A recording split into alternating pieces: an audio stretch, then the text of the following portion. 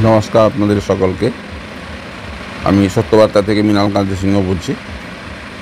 আজকে গত পরশু দিন একটা নিউজ চ্যানেল বলতে এবিপি আনন্দতে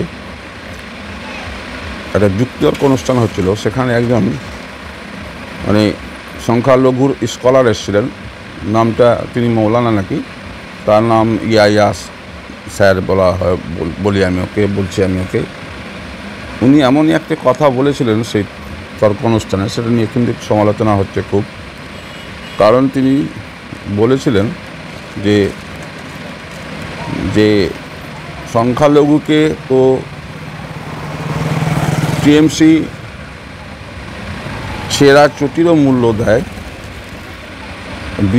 বিজেপি আপনারা তো সেটাও দেন না, এই কথাটা বলেছেন।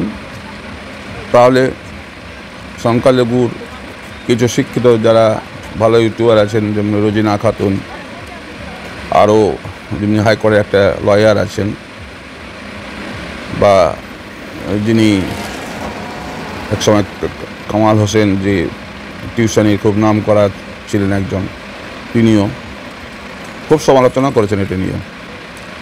আর সমালোচনার কথা হচ্ছে 30% সংখ্যালঘুকে এভাবে নিচু করা, সেখানে ওর বলা উচিত হয়নি।